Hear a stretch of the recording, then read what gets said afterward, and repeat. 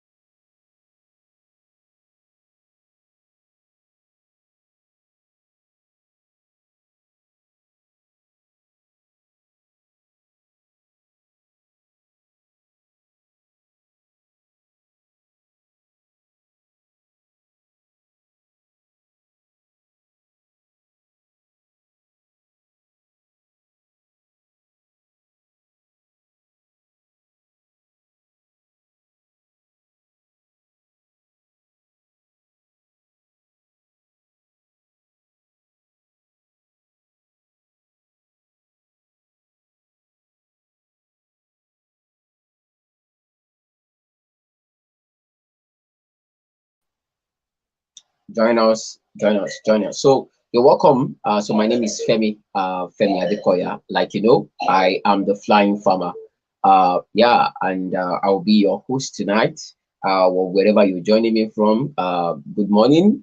So Blair is joining us from the US, and it is actually in the morning. It's actually morning, and thank you so much for joining me. Let me just quickly take you guys through why do we have um, this webinar. This is actually a flagship initiative of Precision Feed Academy, and why Agriculture 4.0. Why did we name it Agriculture 4.0? You know, this is quite important. And what is Agriculture 4.0? We've actually dealt with these in our past webinars, and that's about three. Yeah, we have had three webinars already. Uh, this is the second one in this year. So Agriculture 4.0 simply means the fourth agricultural revolution. And you just permit me to say it is actually a way to classify or to call the 21st century agriculture. The agriculture that entails innovative technologies, digital agriculture, biotechnology, and high-techs, new levels of knowledge, application of high-level knowledge, sciences, technology into agriculture. Uh, it's just agriculture driven by innovation. I mean, uh, a blast of innovation. So, and that's why we're here today, and to actually add to your knowledge. So we have webinars like this, as we have we'll be introducing more in detail Precision Feed Academy, but as a focus to or achieving our methodology of education and knowledge sharing. So and we believe that until you know, you cannot. It is a future that you are aware of, that you would like to create. So, and this is why we are actually having education to expose you. We are actually bringing industry leaders to your screen, to so that you can be able to learn from industry leaders, so that you can be able to get thought leadership, so that you can be able to have guidance. You can be able to know where to go and how to go about things. It's as interesting as that. So thank you so much for joining Agriculture 4.0 webinar. And today, yeah, your today we are hosting one and only Robert Blair. He is an award-winning farmer. Just let's save his profile for the time that we're going to be introducing him in full. Yeah, guys, we are here, Agriculture 4.0. This is actually where we are preparing you for the future of work and tech in agriculture. If you know that technology is actually the future and agriculture is not left behind, if you are looking at getting into the agriculture, or perhaps you are already into agriculture, uh, this is just an opportunity for you to actually do your knowledge. It's an opportunity for you to actually stay informed. All right, stay informed. So I want to say thank you for joining in. So wherever you are, just like you can see on your screen, please introduce yourself in the comment section. We would like to see. Introduce yourself in the comment section. Um, yes, I would just.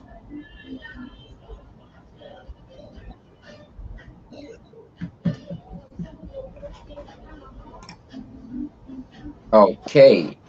So my name is. All right, you're welcome, Mohammed. Thank you so much. Please, what's your name? Introduce yourself, your name, just like you have on the banner on the screen, your name and where you're joining from. Akure, Nigeria, Australia, Kenya, Nairobi, Kenya, Mombasa, Kenya. Uh, you can actually introduce yourself. Thank you so much for joining us today. So, in a minute, I would actually be handing over to Olawale, who is my colleague, and he would actually be introducing you, or perhaps talking more about who actually brought us here, which is Precision Feed Academy. What do we stand for? Who are we? What's our focus? And what can we do together? Thank you so much. So,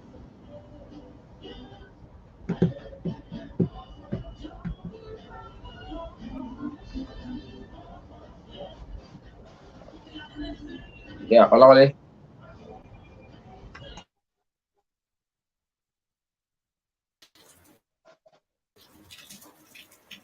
Hello, Hello, can you yeah. hear me?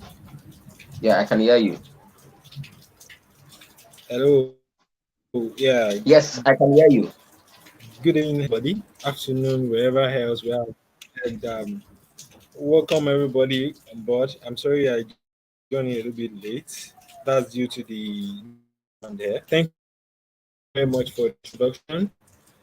Once again, I want to welcome everybody. I can see Blessing joining us from Debrecen. Thank you very much for joining us. And without wasting our time, I'll quickly just take us through uh, who sent us, or the organization that brought us together, and that is Precision Field Academy. Precision Field Academy. We all know this name, but I think not many of us know why, or the vision and mission of the academy, why we are doing what we do, and what we want to achieve with what we are doing.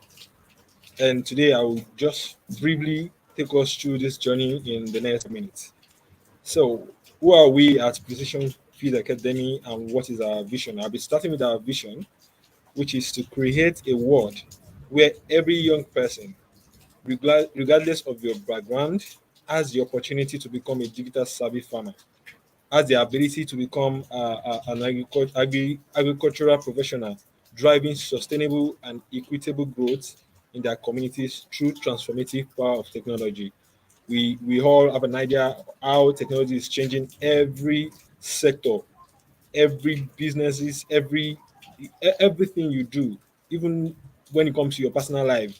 You can testify to the role technology has been playing in changing the way you work. And our mission is to raise next generation farmers that are tech inclined and digital savvy. You don't just know the technology is available, but you have the know-how, you have the skill, and then you can use them to enhance and to make your work more effective. We are a social enterprise. We train and build the capacity of young professionals in medium and emerging technology for the future of work and to lead with precision agriculture. I believe when our speaker is talking, he's going to enlighten us more on what precision agriculture is and why this is a very make sure we compute our time, sacrifice our resources and everything to make sure that the news agriculture goes everywhere. So what we do here as a social enterprise is to train and to build the capacity to build that young professional of the next generation professional that are digital savvy farmers. And how do we achieve this? We have a dream, we have a dream, we have a vision, and what are the methodologies we adopt to help us achieve this? The first is education and knowledge sharing. This is one of it. Education and knowledge sharing, where we bring the news of vision agriculture to the ears of everybody. We give that awareness of what it is. We bring professionals on board to share their knowledge on what it is, what they are doing, what it could be, what we can use it to achieve, and also training and skill development. After our awareness, we go forth again to equip you with a skill. A very good example for the majority of us that are on the ITA course that we're doing. We're building our equipping geographical information system, GIS knowledge. When you have that, then you proceed to the next level. Presently, we are also trying to put some things together when it comes to drone technology to bring that skill on board. Apart from the awareness, we also move a step further to give you training and develop your skill to make sure you become that digital service farmer that we're looking for. And then we don't just leave you at that stage of okay, you have the skill, you can go now. We guide you through the path, through coaching and mentorship to ensure that this skill is number one. You don't just have the skill, you still use the skill to deliver value, and then at the end of the day, the skill is also delivering value to you when it comes to what you get as a return. And then, what are the skills that we, or what are the technology that we are so we can call our place of strength? The first technology is drone technology. We have the technical know-how, we have the network that could, if you develop your interest in this area, we can guarantee that we can build that skill into you that will make you the next generation tech savvy farmer. You're not just a local farmer like I used to call our farmers around there. Secondly, geographical information system and remote sensing. This is a vast knowledge this is a knowledge that is vast and plays a key role in how we apply all the category of technology we have today on the field as a farmer. We have expertise in data science for agriculture. We have expertise in robotics and the Internet of Things in agriculture. We have expertise in artificial intelligence and machine learning, how it applies to agriculture. Then we have expertise also in enterprise development, how you can develop your farm into an organization, a profitable one to be precise. So why do we do what we do? What is our motivation? Why are we here? Why are we putting webinars in place? Why are we developing people's skills? What have we seen that is pushing us? Number one, we see that there is a skill gap to be closed among the young the young graduates, the undergraduates, people that are in the sector. We see that young professionals need to build skills, technical and enterprise skills for the future of work in agriculture. Then, secondly, we see, let me say, we observe that the trend of okay, tech is taking over everywhere. That the trend alone is not enough. It's very important for us to maximize that trend. Observing the trend is not enough. You need to we have this saying that observing the trend is not enough. We need to become enabler and player in the fourth revolution of agriculture. We're not just supposed to be an observer. Oh wow, people are now using technology, people are now using drone and the likes. We also want to ensure that our youths play a key role in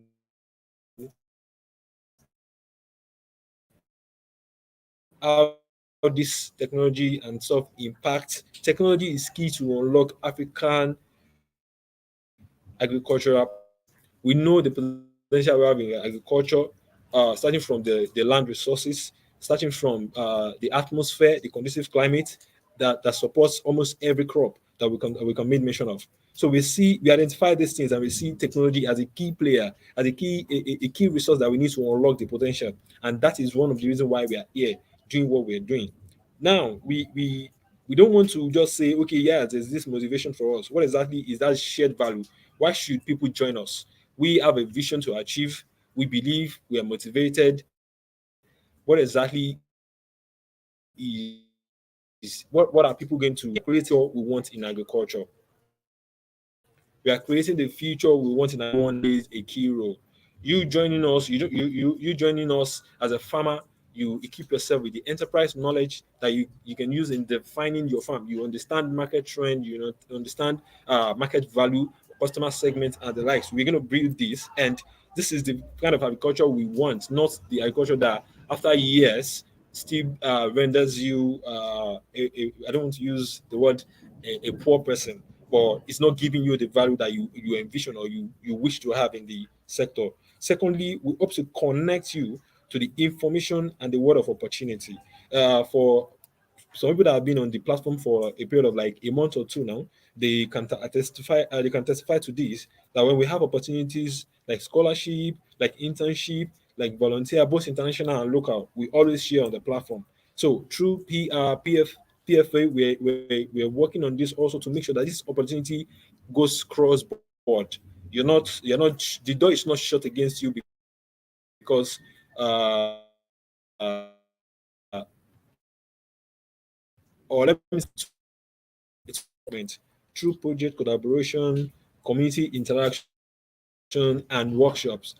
Presently, there's an ongoing program, EYIA in Abeokuta. I believe a lot of us will know. That's one of the things that one of our partner company is doing, and we are really working on to see that this is the shared benefit that we deliver to everyone in the community.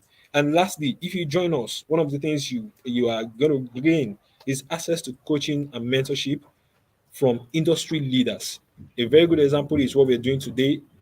The knowledge Robert Blair will be sharing with us today, we can access them in the classroom. He's going to be bringing real life information, how he applied problem solving skills to a lot of obstacles, a lot of difficulties they have on the field that your classroom or assignments can't teach you those. So those are the things: coaching and mentorship, access to information, enlightenment on how to apply what I would call agricultural or let me say in the profession. So what do we say at PFA? We tell ourselves that we are building a community of young tech inclined digital savvy farmer and professional. And I believe that for a lot of us that are here already, we can attest to this, that we are actually doing what we're saying. We work on what we're preaching. Thank you very much, Femi.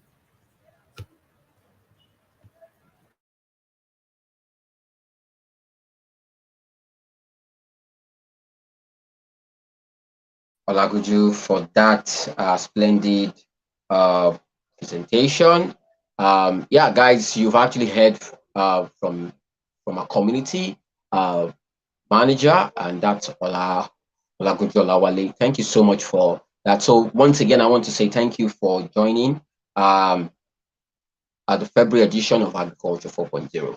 So Agriculture 4.0, like I said, is actually one of our flagship initiatives to actually bring the knowledge of 21st century agriculture, which is precision agriculture, to you, particularly the young ones, because we believe in the power of the youth. So what we are doing is that we are building a community, of from what you can see on the screen, we are actually building a community of young tech inclined and digital savvy farmers and professionals. So that's actually what we're doing at Precision Feed Academy, and you can call us PFA. So we appreciate the time. So right now, right about now, I will be bringing on board and introducing our speaker for today, and that is Robert Blair. Um, Thank you so much, Robert, for joining us today. We are grateful. So today, talking about precision, our topic today is precision agriculture in action. Precision agriculture in action. And who is going to be doing justice to this topic is the award-winning and a pioneer farmer in the field of precision agriculture, based from the United States of America. Uh, we are honored to have him. He's a farmer of over 20 years, and this is actually what he's bringing to us. So we are going to be dealing with practicalities of from theoretical concepts to practice. We're going to be receiving that today. This dense knowledge, from years of his experience. We're going to be having that today. So thank you so much, Robert, for joining us. So I will just be having your bow displayed and read to people. Yes. So guys, thanks so much for joining in. All So who right. is Robert? Yeah. So let me quickly introduce you. Yes. So Robert is a fourth generation Kendrick Idao farmer, uh, an entrepreneur, and Idao state senator. The farm is situated on the edge of the rolling hill of the Paleo and not far from his alma mater, the University of Idaho, where he received his bachelor's degree in agricultural business. His journey with precision agriculture started in 2003, that's 2003, using PDA for simple mapping. That's evolved into all different types of equipment, including unmanned area vehicle systems, that's UAS, or drones in 2006. Robert is the first US farmer to own and use a UAS, that is, drone. His vision and advocacy of this technology helped him become the first Precision Agriculture Institute International farmer in the year 2009. Robert has been on the leading edge of precision agriculture, utilizing and is recognized as a domestic and global leader. Robert received an Eisenhower Fellowship in 2011, taking him to South America for 6 weeks, focusing on drones and precision agriculture. During the fall of 2012, he spent 3 weeks in Germany on a McCloy Fellowship for Agriculture. In Idaho, he was recognized as one of the most influential University of Idaho College of Agriculture and Life Science (CAUS) alumni. Received the 2013 Governor's Award for Agriculture, Technology, and Innovation, and was honored as a 2015 University of Idaho College of Agriculture and Life Sciences Distinguished Alumni. Robert's vision and leadership ability has been recognized by the positions he has held, including president of Idaho Grain Producers Association, chairman of International Association of Wheat Growers, Research and Tech Community, chairman of U.S. Wheat Joint Biotech Community, Idaho Farm Bureau Federation County President, and initial member of Idaho's UAS Steering Committee, an initial advisory board member of the Drone World Expo, and a member of the Agri Conservation and Crop Insurance Task Force. In 2020, Robert was named to the Federal Commission's Precision Agriculture Task Force Working Group, encouraging adoption of precision agriculture and availability of high-quality jobs on connected farms. In 2022, in 2022, Robert served as an Idaho State Senator for the 2022 legislative session, representing Idaho Legislative District 6. Join me, welcome Robert as he takes the floor. Robert, you're welcome. Thank you, Femi, for that. Pleasure to be here. Welcome everybody from around Africa and around the world. I am here in north central Idaho, just making sure that things are coming up. Okay. All right, there we go. All right. There we go. All right. So you got your slide, and thank you. All right. You can see that now, I take it? Yes, it's coming up. Okay. All right. So yesterday we had a snowstorm. It blew, we had drifts, and currently it is 9 degrees Fahrenheit. I don't know what that is in Celsius, but whatever it is, it's cold. And that's without the wind chill. So where am I located? In Kendrick, Idaho, in the United States, which is towards the western portion. And basically in the middle of nowhere concerning the United States. We do not have very good connectivity with cell phone service because of our hills and mountains and valleys. Here's my farm. It's 1,500 acres, and those are the fields. There's canyon land, pasture land, and timberland as well. As Femi stated, fourth generation farmer, and the farm was started in 1903. My family came from Germany. We raise wheat, barley, peas, lentils, garbanzo beans, alfalfa, and I have a small cow-calf operation. Femi already covered a bunch of this, but here are some of my achievements and some of the things I've done. What it means is I'm a professional volunteer and I just farm as a hobby. Our slopes, we are on the Palouse region, which basically is like sand dunes, except it is very good fertile soil. And so we have hillside combines that level. Obviously, this one was broken down. The leveling system was not working. So on my farm, you can see the rainfall, what our soil pH is, temperatures, elevation, soil type, and again, the crops and what the yields are. Excuse me. So 5 generations.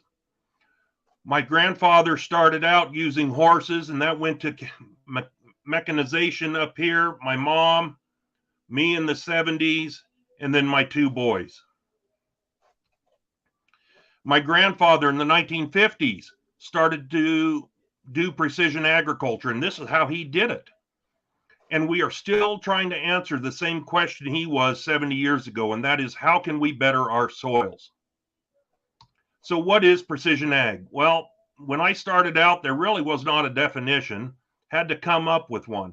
And it's the use of technology to gather information in order to make better management decisions, to reduce costs, increase profit, increase productivity, and to reduce our impacts on the environment.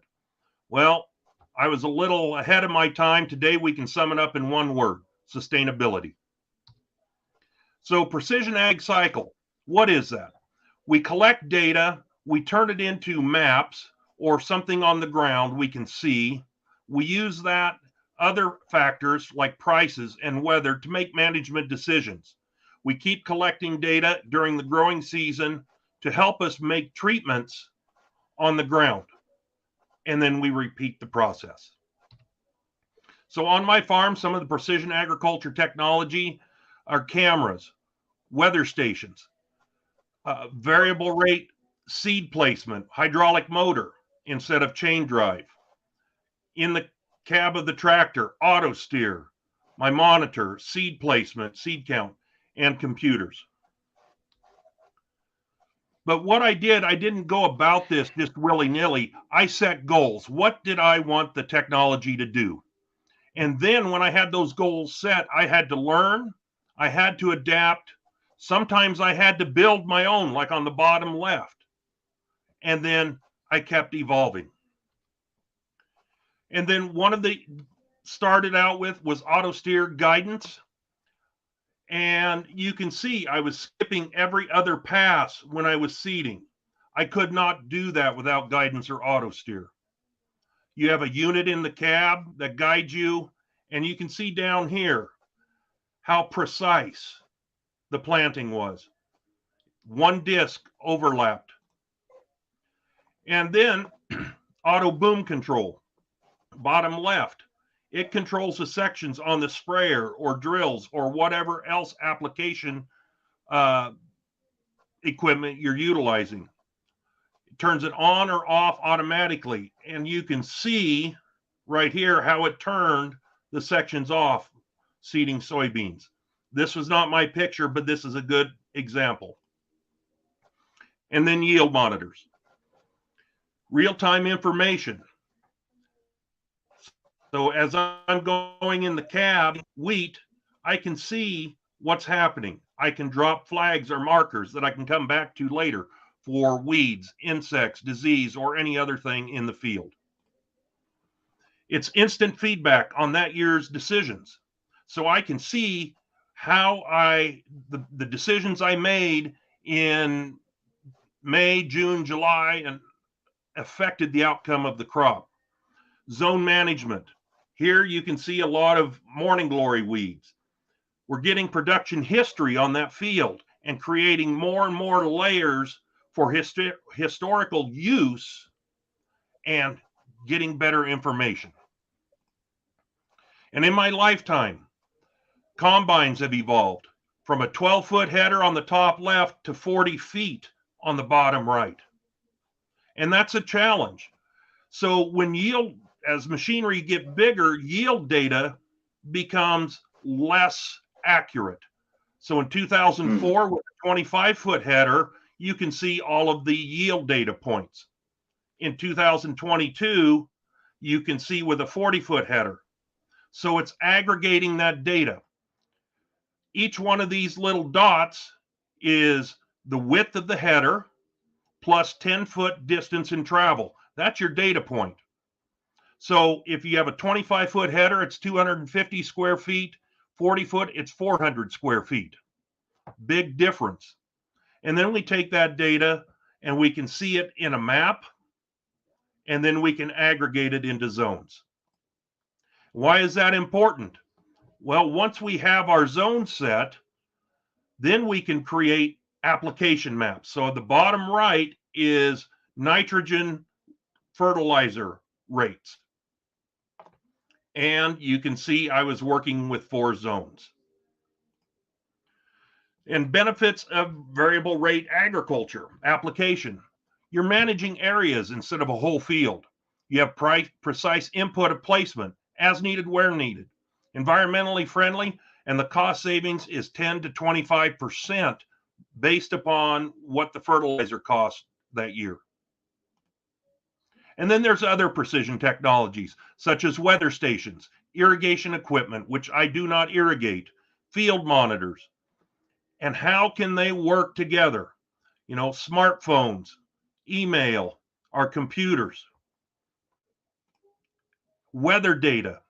We can collect all kinds of weather data on our farm and have it directly inputted into the computer.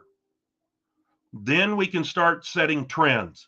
What is it like, and how can we correlate that with the images and the data we collect on the fields? So that was the journey of the precision ag as far as farming equipment goes. And then came drones. And with drones comes remote sensing. So what is remote sensing? Remote sensing is the acquisition of information about an object or phenomenon without making physical contact with the object. Well, guess what? As farmers, as humans, we have been doing remote sensing since the beginning of time. And as a farmer or an agriculturist, we do remote sensing in shades of green. Dark green, it's nice and healthy. Brown, it's dead. Yellow, it's sick. And everything in between. But there are spectral challenges. Think about wheat crop, which is a grass. And you have a grassy weed like wild oats. The challenge of finding that spectral signal to pull out that wild oat and separate it from wheat is a challenge. But we can do it. The technology is getting better every year. So in 2004, I flew over my farm for the first time in a manned aircraft using a DSLR camera with a filter. As you can see, it didn't turn out very good. I mean, it's all pink. Well, what the heck is that? But because I know my fields and what was going on inside these yellow marks, and you can see these lighter pink areas, that is a weed patch called morning glory, a perennial weed.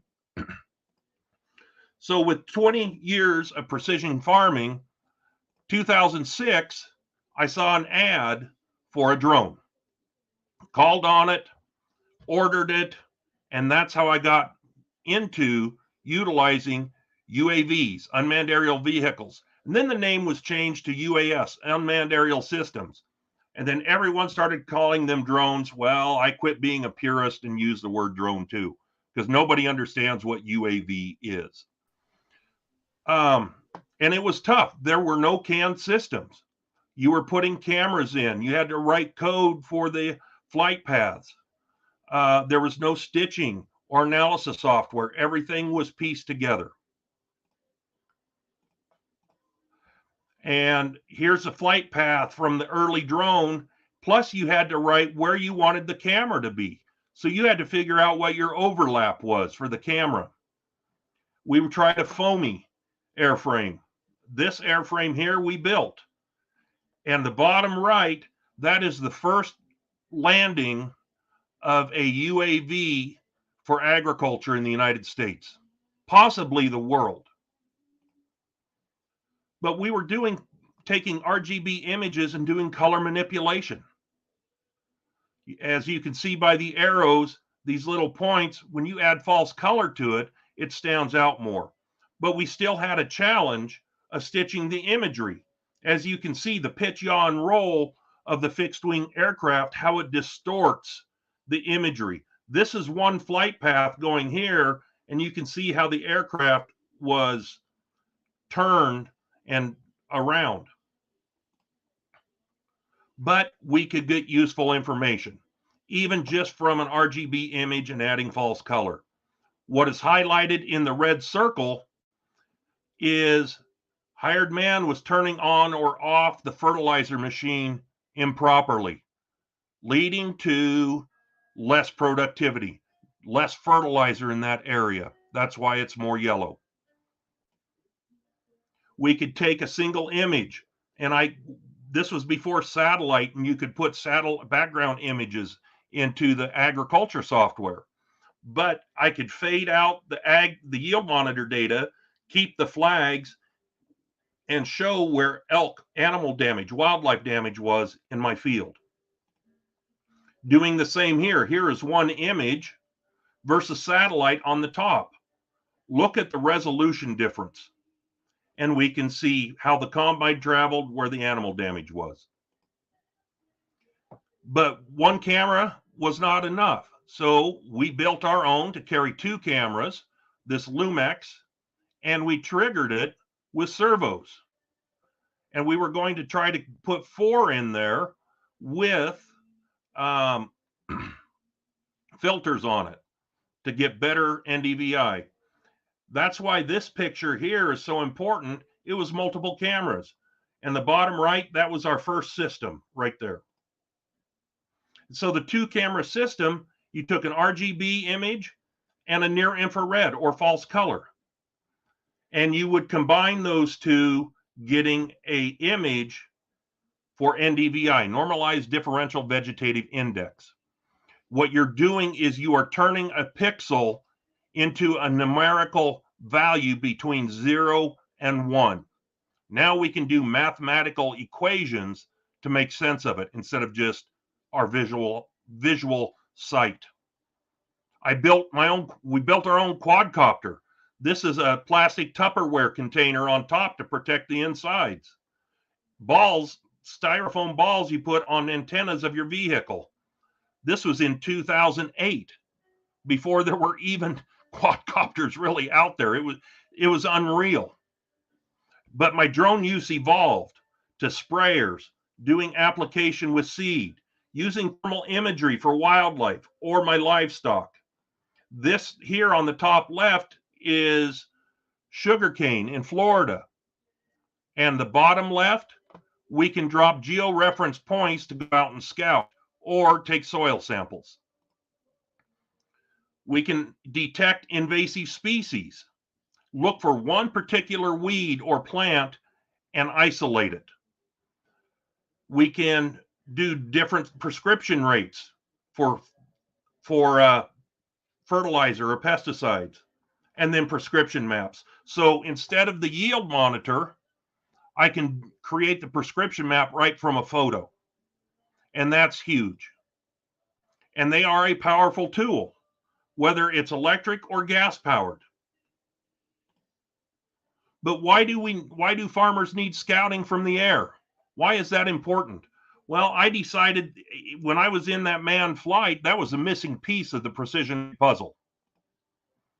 And here's why. This green line is 20 feet wide.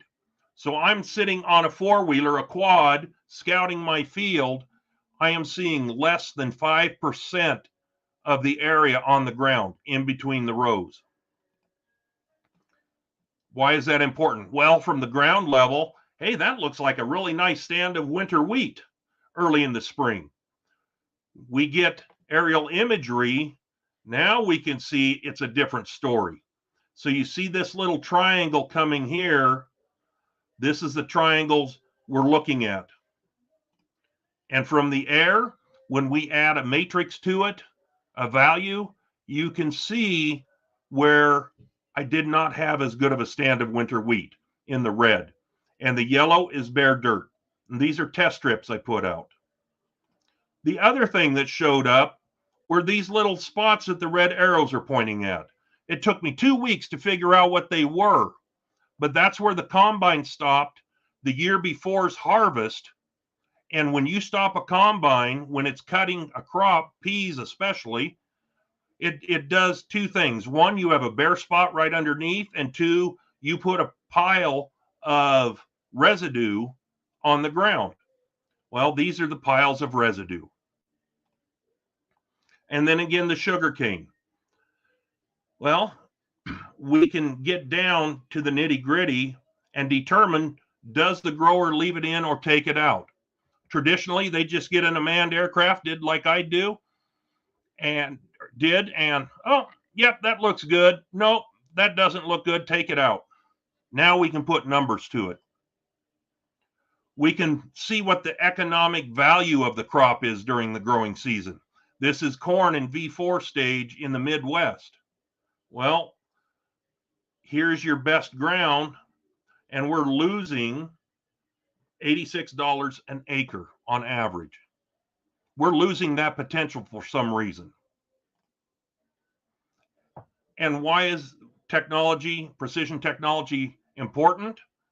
Well, most people think only big farms can utilize it, when in fact, it's the smaller farms that have the greater benefit. So if they both have 100 acres, they both have a 20% impact on from precision agriculture, variable rate application, but the big farm gets a discount on volume of, and he's only paying $160 per acre, where the small farm is paying $200. The savings, $40 an acre for the small farm versus 32. It's a bigger impact to the small farmer. And that's why I think the technology will work well in Africa. And the technology has to work together, whether it's on a UTV doing soil sampling, handheld, drones, on the equipment with sensors, or even livestock. The technology has to work together.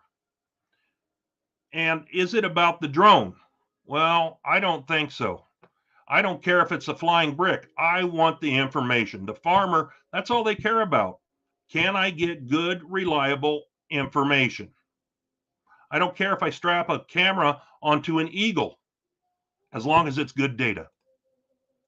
And we have to have that data go from the air, from the UAV, into the cab of the combine, so we can put boots on the ground. So what about Africa? How can a U.S. implemented ag tech benefit small African farmers? I'm farming 1,500 acres, and a lot of farms in Africa, are smaller, are 10 acres or less maybe. Well, right here, with conventional practices, you can only produce up to 80% of the maximum yield of any crop, whether you farm like I do or you farm on the small farms in Africa and put it in by hand. You have what's called the yield gap, and that's the yield loss influenced by two different things. One is weather, two is by management. And if we incorporate precision agriculture into our operation, we can reduce the yield gap caused by weather and by management by at least 20 to 30% in each of those. That is huge. That is huge.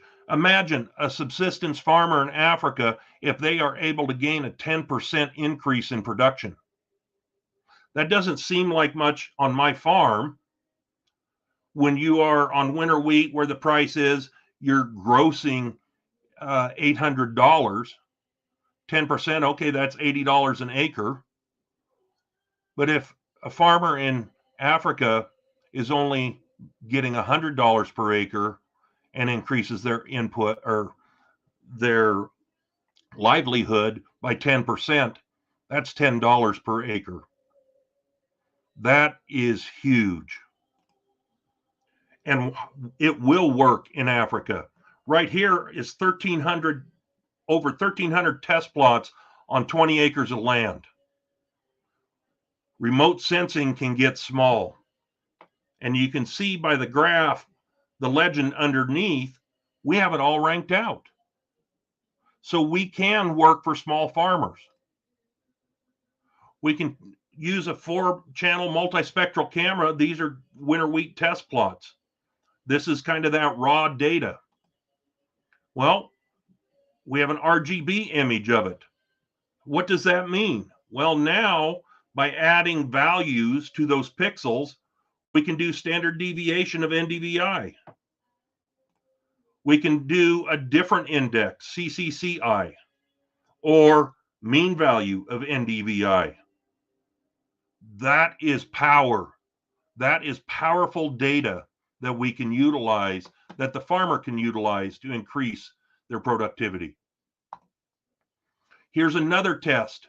This is irrigated winter wheat trials versus non-irrigated winter wheat.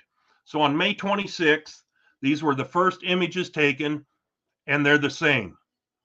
Then water was irrigated, water was put to the left side of that black line.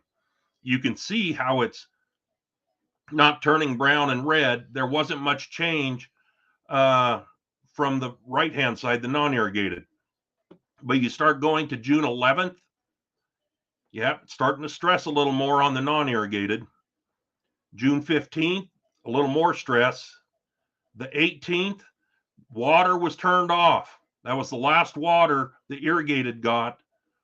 And you can see how it catches up in 12 days to maturing. That is power. That is powerful data.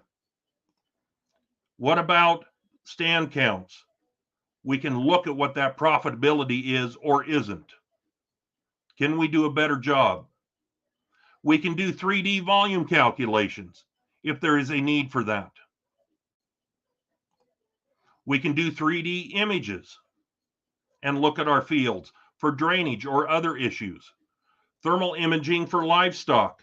You can see my cows right here, and happen to catch 2 deer in my garbanzo bean field. Weed control. Well, this is my grandmother on the top right, and this is in Africa. Well, I wouldn't want to do that. But what about using drones to spray?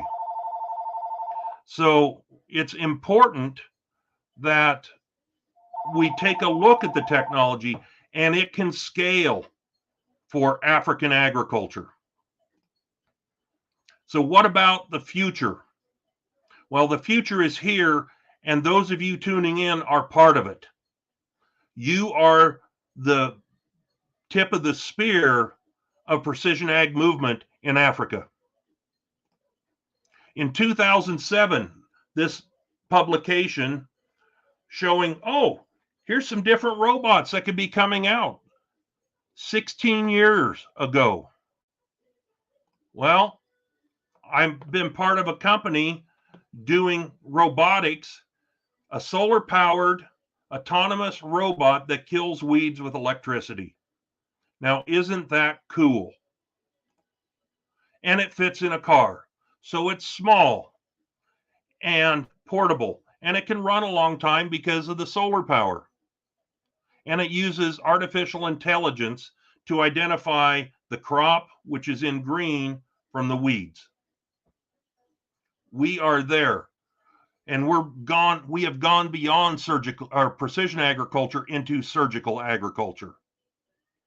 Surgical agriculture. So what is it? Well, conventional agriculture is what my father did, what is done on a lot of farms around the world. Well, they're managing a field by one rate or one treatment. Well, precision agriculture, we can manage it by zones. Surgical takes us to the plant level or the leaf level. That's what can be done in Africa.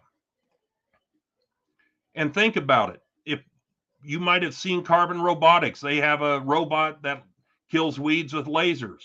Well, this was from about 2015 from a friend of mine who worked with Harper Adams University in the UK, and they were doing work with lasers. Well, what if we could use the lasers to burn off fungus or other diseases on a leaf, maybe even zap insects? And what about Africa? Coffee is one of the most valuable crops there is. Well, we have disease that affects yield and quality. What if we could zap those, or even use a drone to apply a fungicide? What if we can use the drone to take a look at maximizing sunlight penetration to get better quality coffee? Not only quantity, but also quality. So the technology is there. And what are the driving forces for precision ag? Water, depleting resources, and trying to feed 9.5 billion people by the year 2020. That's a big challenge for any company, let alone a farmer. How can we be more efficient? How can we be more sustainable? And precision ag will get us there. And what will it take? Well, if you're working with NGOs in Africa, they need to have a better focus and listen to the people on the ground and not come in with preconceived notions.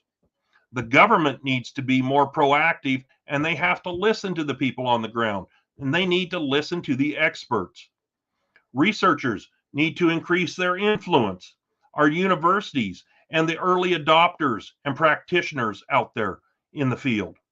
Service companies, if you plan on doing drones as a service, you need to do demonstrations so those on the farm that are working the land can see what's happening. And you need to find that one local influencer to help sell it. That person in the village or in the university or in the government, you have to find that person to get them to buy in. But most importantly, it will take you. You are the key here. You need to learn. You need to implement the technology. Share what you've learned, and you need to teach. This is on my farm. This is a person that owns an ag publication, came out. Kindergarten class. I hold meetings on my farm. University class learning precision agriculture. A friend of mine from Australia, and then little kids. It's impactful to them. On-farm meetings equals education. So those demonstrations you do, teach the people, let them see this. That's important. And there will be challenges. One of the things I've learned in the 16 plus years of using a drone, that if you own one, you're going to crash one.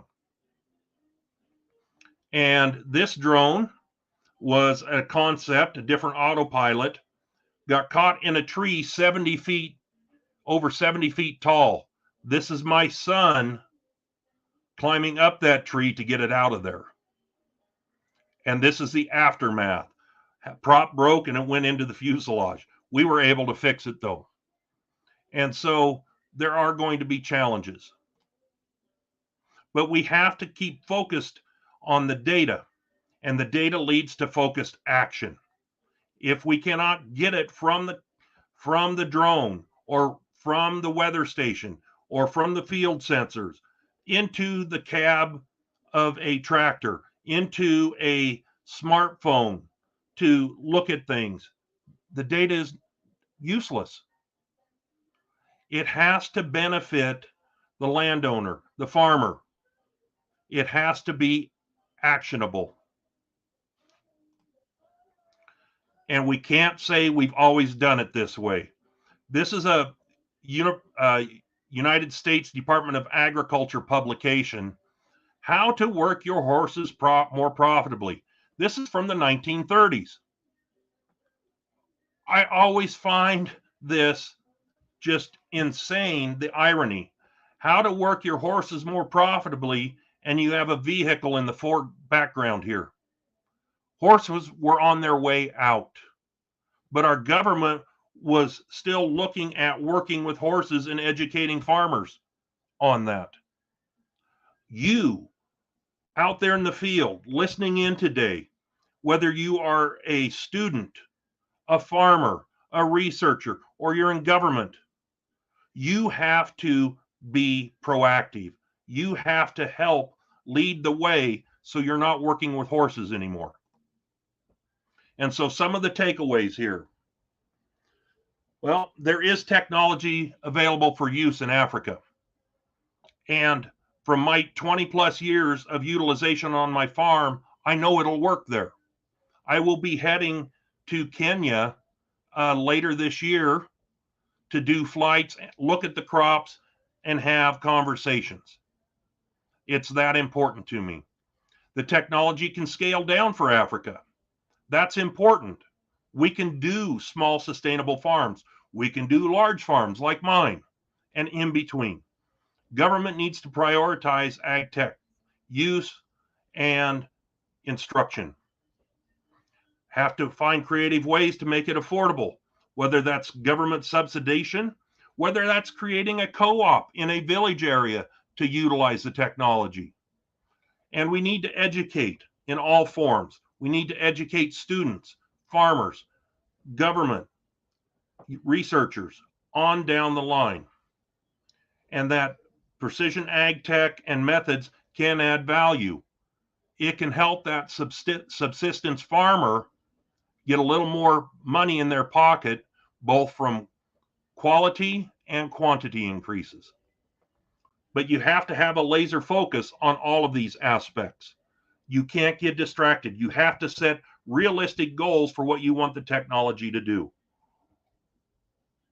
And most of all, have fun. If you're not having fun, then it's work. This has been very enjoyable trip for me to take, is doing precision agriculture. And I was fortunate and lucky I was able to bring my young boys along with me. They saw it firsthand. They saw the industry start firsthand. And in Africa, you and your family or potential family will be seeing these same things happening on the continent there. And then some parting words to think about. Disneyland, it all started with a mouse. Who would have thought? So first, think. Second, dream. Third, believe. And finally, dare. All our dreams can come true if we have the courage to pursue them. Powerful, powerful words. You have the tools to make this happen. And I'll leave it with this. The technology is pretty cool. We can do 3D. We can put values to images. We can fertilize or make treatments with drones or on the ground. We can make the technology work for farmers in Africa. But it's up to you to become the experts and to spread that message. So with that, it's the end of my presentation, and we'll open it up to questions.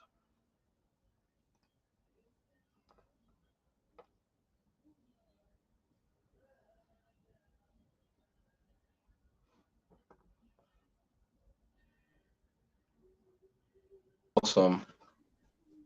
Oh, thank you so much, Robert. Oh, my pleasure. My Um, pleasure. okay, so it's time for questions, guys. It's that was I didn't even know the time is actually fast spent, and I was enjoying every bit of the presentation. That was inspiring. That was insightful, expository, educational, and I believe it is so with our participant today. You've been able to learn from an industry leader. You've been able to learn from who have actually seen it. I mean, to a very large extent over the past 20 years. And you can see how he's actually been giving you what he's learned over time and through story. And I hope you are inspired. What we want to see is to actually raise next generation of tech inclined, farmers and digital savvy farmers or professionals in the field of agriculture. Wherever you are, you are just uh, uh, influencing growth, transforming the agricultural industry, and you are actually contributing to accelerating digital agriculture, particularly in our continent, because we have the potential. We have the potential. Just like Robert, it started as an early bird. I mean, if I would qualify it as that, as an early bird. This is what we are bringing to African youth. This is what we're bringing to you around the world. This is agriculture 4.0. It's just brooding, all right. We've done. We yet to see. We yet to see what is coming. I mean, this all that we have now are just sparks of hope. But we do not just want you to just be observers.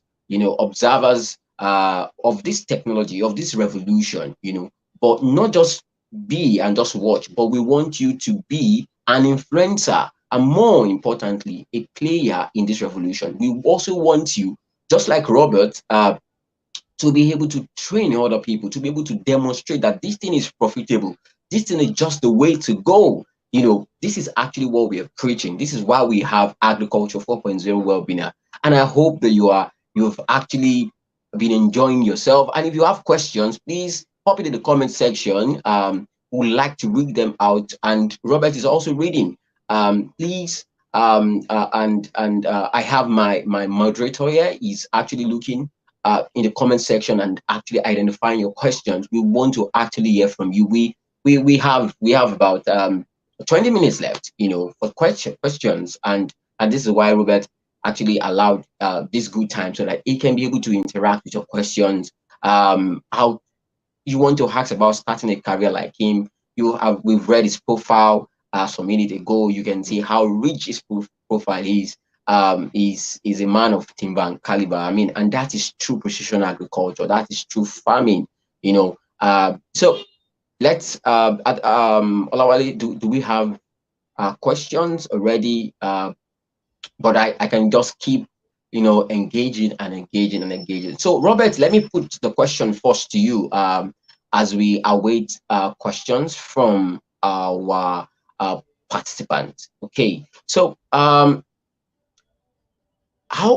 will you advise a youth from a developing country, like many of us, in terms of who want to build a career just like you in precision agriculture, smart agriculture? How can they get started? What should be their motivation? And what are the things you would like to share with us? Thank you. Good question, Femi. And if I can sum this up, what advice would I give people to help get the knowledge to the youth in Africa? Am I summing that? And you have to search. Those of you that want to get into this need to search out the experts. Yeah, there is a lot of powerful information out on the internet. From leaders in Africa, around the world, to the different technology companies. There's a lot of YouTube videos out there. Yeah. Go to your agriculture university, take a look at that. You can't have things spoon-fed to you. You have to go grab it. You have to go after it. I mean, you have to go on the hunt and make the kill to get the information. It's not going to just come to you. And that's what happened with me. When I got into this, I was pushing the boundaries so hard and far, I went past the people that were providing the technology. They didn't know what to do. And I surpassed the government on farm programs because it just, it blew their minds what I was doing. And so for the youth, Femi, you have a great start here with the Precision Field Academy. That's a good first step. And you're trying to connect these youths to information like this, to the influencers, to that knowledge base. And that's important. Yeah. Thank you so much. I do want to say, so in my journey, when I became an Eisenhower Fellow in 2010, my mentor is a former Undersecretary of Agriculture for United States Department of Agriculture. And our first conversation was, he said, if I had my way, I would be sending you to Africa instead of South America.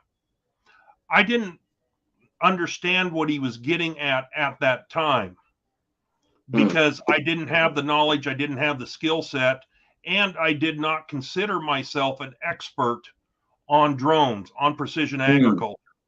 But once you get out of your area and you get out of your comfort zone, boom, the world opens up. You go through a door you can never go back through again.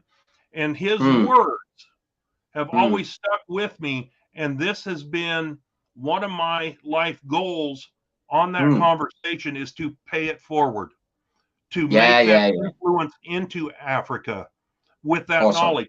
That's what Eisenhower Fellowships was designed to do. And there's other Mm. leadership programs. So I just wanted to throw that out there. So we're getting is I'm going to go through a couple of these. Kehinde Stephen, how can I get started in ag tech? I Look guess at I get guess on that the I internet. guess your first question answered it, right? Yeah, Your my question is related to it. correct. Get in Yeah. touch with the Precision Field Academy. What are the Awesome. ways through which precision ag can be effectively utilized in desert areas? Okay, Um, Robert, I would like to quickly add to the first question okay, from Joseph mentioning agritech and in relation to what you've already mentioned. This is why we are here at Mission Feed Academy. So beyond this knowledge sharing section, we know it's beyond this. This is fundamental for you to be aware, to be exposed, to be knowledgeable. This is fundamental. Another cardinal point of our methodology of achieving our goal of raising the next generation of tech inclined and digital service farmers is through training and skill acquisition. So, guys, if you are on this call, we are having a partnership with IITA, a very major research institution with the in the CGIR. And the course is starting next week. All right. If you've actually registered into our community, if you've actually registered for the GIS Coursera scholarship, trust me, we have close to 7,000 registration already. And we are sending out mails before the end of the week. Today is Thursday, so expect by tomorrow or perhaps in the weekend. Trust me, next week, particularly next week ending, you'll be having a course on Introduction to Precision Agriculture. That's a course. And beyond that, we will be having practical sections, trainings, okay, that we are organizing at Precision Feed Academy on drone technology, basics of drone flying, drones in agriculture, different aspects of drones in agriculture, drones, remote sensing and drones, agricultural spraying, crop spraying, and all of these are trainings that we are organizing, and we are working hard to actually impact African youth. Our vision is to train people, bring them training wherever you are, wherever your background. We want to actually raise you to become a digital savvy farmers of the 21st century, that you can be able to use your skill, your innovation, your creativity to influence and transform the agricultural landscape in your world. So thank you so much, Robert. Please, you can go ahead with the next question. all right. Well, thank you, Femi. I mean, I'm blown away at some of the comments, and I want to thank you for the kind words. I was getting tears in my eyes because I can see it has been impactful here. Yes. and Yes. and I'm just scratching the surface. We weren't getting Mm. into the granular nitty gritty. So uh, let's see. How can precision ag be effectively utilized in desert areas? I don't have as good of experience there because I'm in a high rainfall area as Mm. far as dry land production. However, you're looking at how can you maximize the yield, whether it's a crop, whether it's pasture. If you can influence that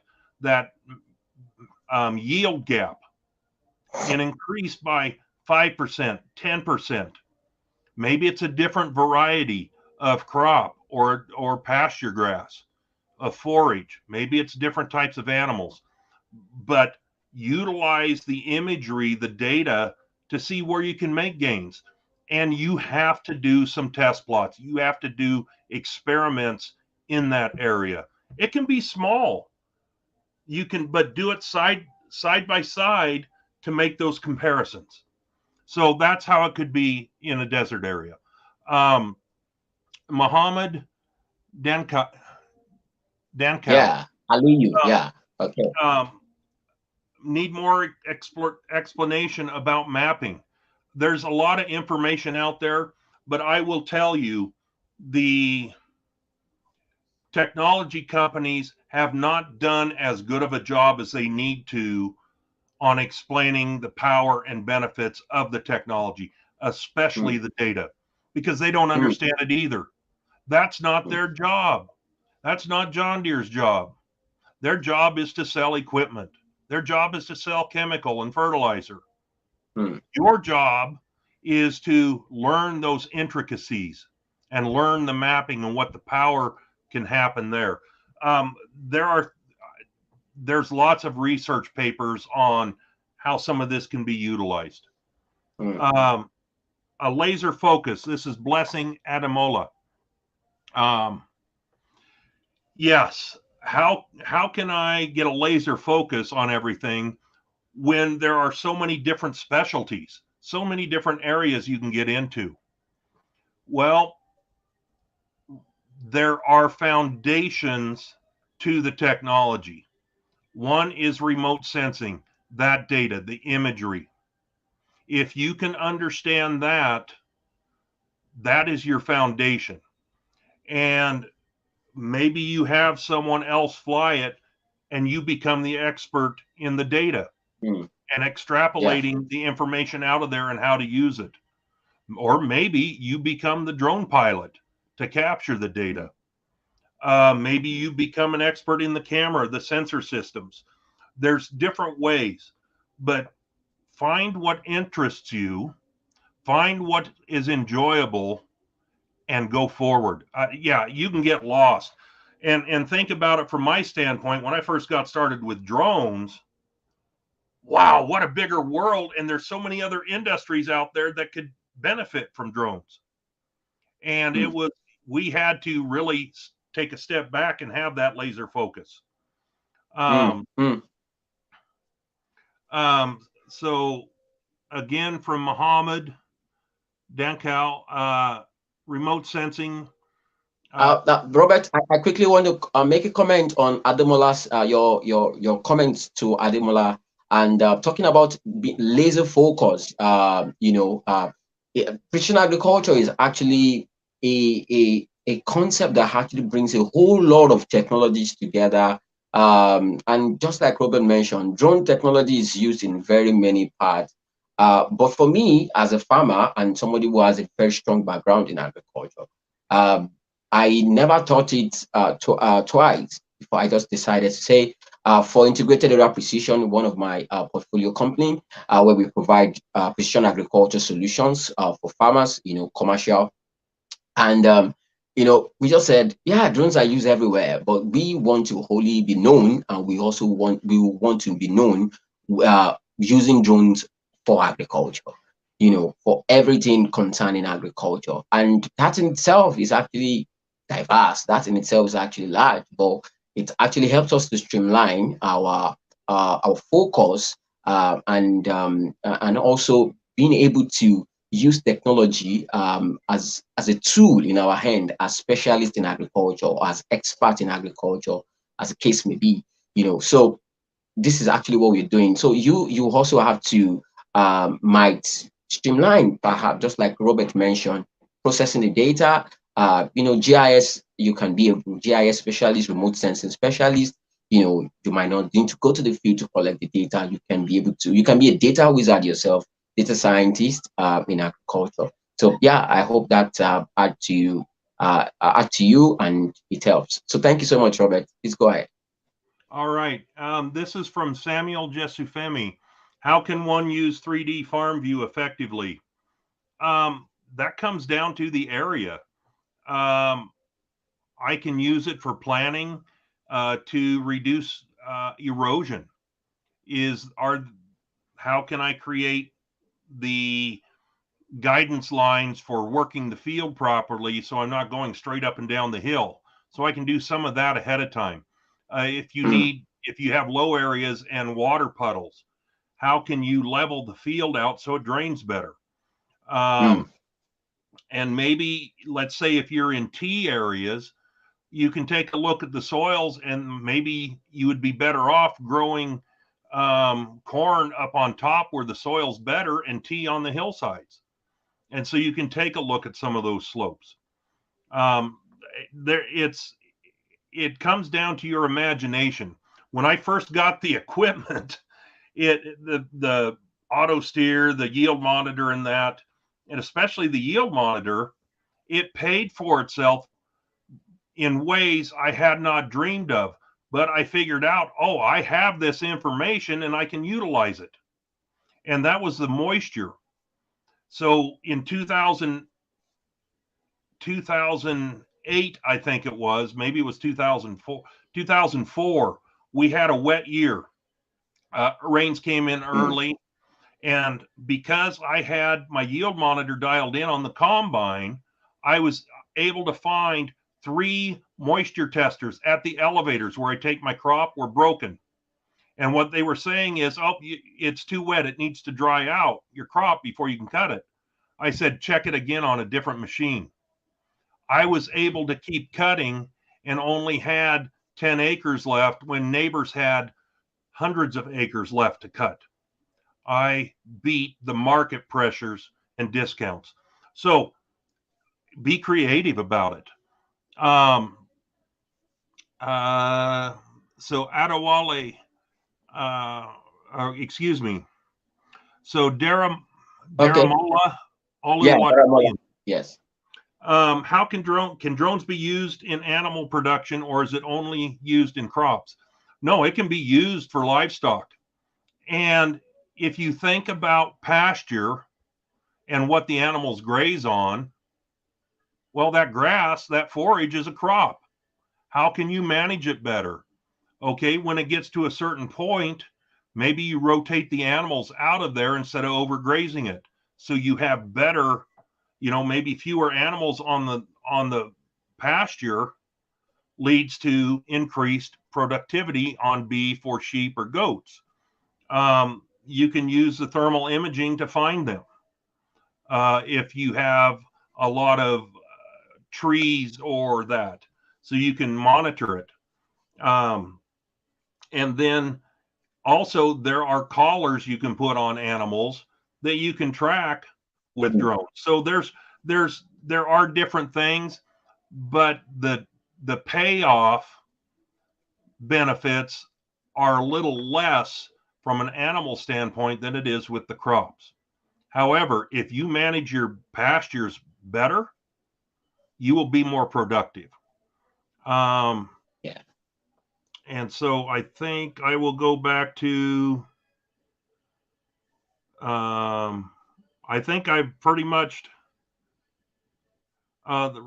Yeah, I guess we're done with, I guess we're done with the questions. Yeah, and some few questions are actually directed to me, and somebody asked,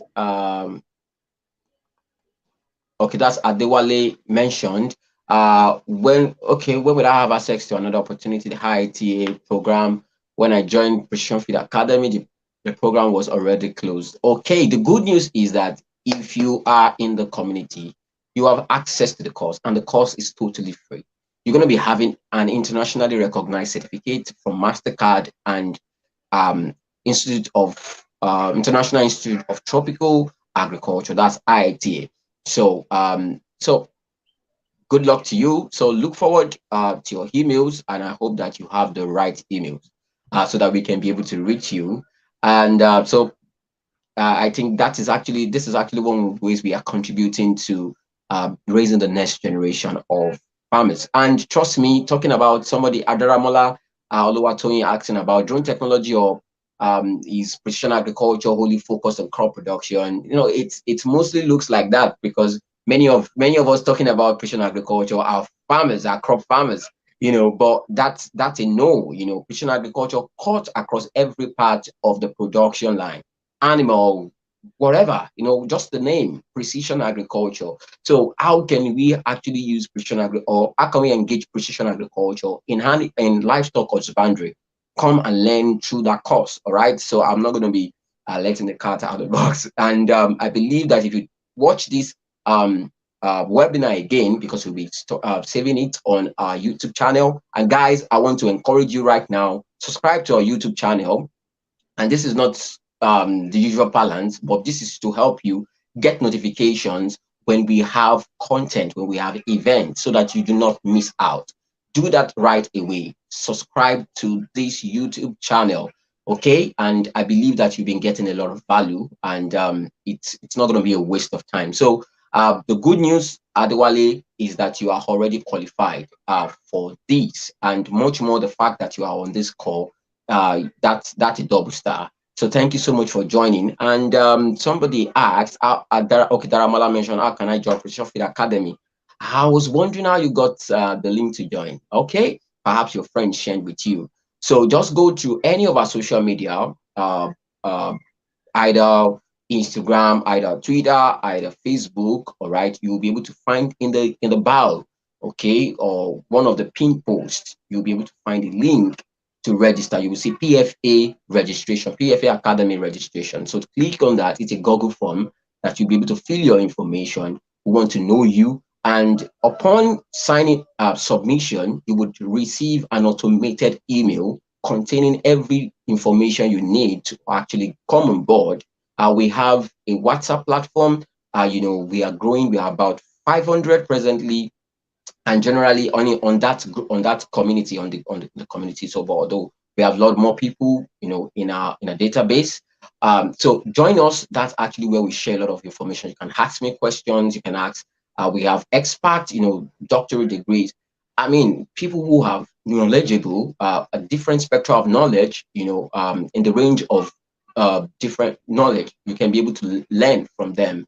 This is actually what we want to do. Mentorship and coaching is very key to us, and this is why we have access to people who are professionals, at least who have experience in this field. So I hope that you would join us. We have just about 2 minutes more on this call. Is it too late to sign up for? Okay, what I would say to you, Aqua, from LAP, is to actually join. It is too late to actually sign up for the scholarship, but it's not too late to actually be part of the course that we are actually creating. So the scholarship is on Coursera, okay? So, and we have limited slots. As a matter of fact, we now have more than 250 slots. Initially, we only had 100, but now, gracious to our sponsor, our partner, we now have more than 250 slots, and we are working to actually raise that to 500. But trust me, we have about close to 7,000 registration.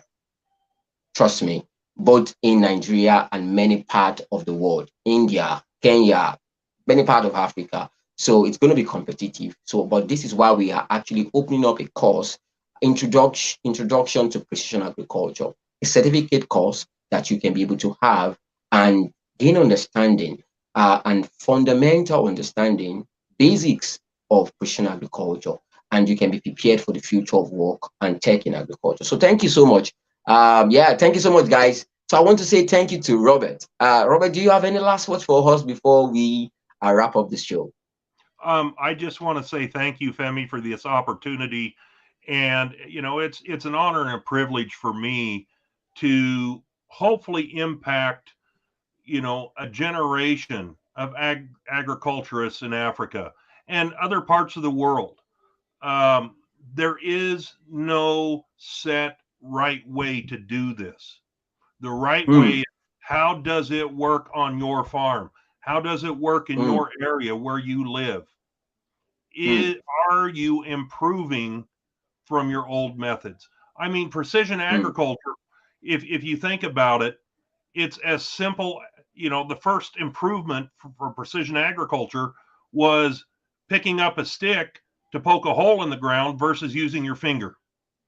That's a technological advancement right there. And we're just doing it with computers now.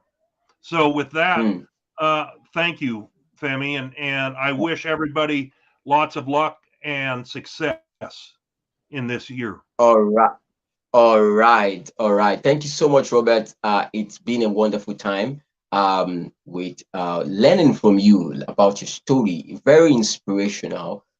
So guys, we will be ending this edition. This is a second edition in the year 2023, February edition of Agriculture 4.0. I will handle this just like I always do wherever I go, and I have opportunity to engage with youth and innovative farmers like you. And that is the best way to create your future. The best way to predict the future is to create it. I repeat, the best way to predict the future is to create it. So this is what we're doing to create our future. We are actually harnessing the power of technology, knowledge sharing, skill development and training, education. This is what we are doing to actually create the future we want for Africa. This is what we are doing to create the future we want for ourselves, for our children, for our generation. We're writing the story, and yeah, thank you so much for joining us once again. We are very delighted to have you all. So my name is Femi Adekoya, and you can call me the Flying Farmer. So my team at Precision Feed Academy, we say thank you for joining us once again. Cheers.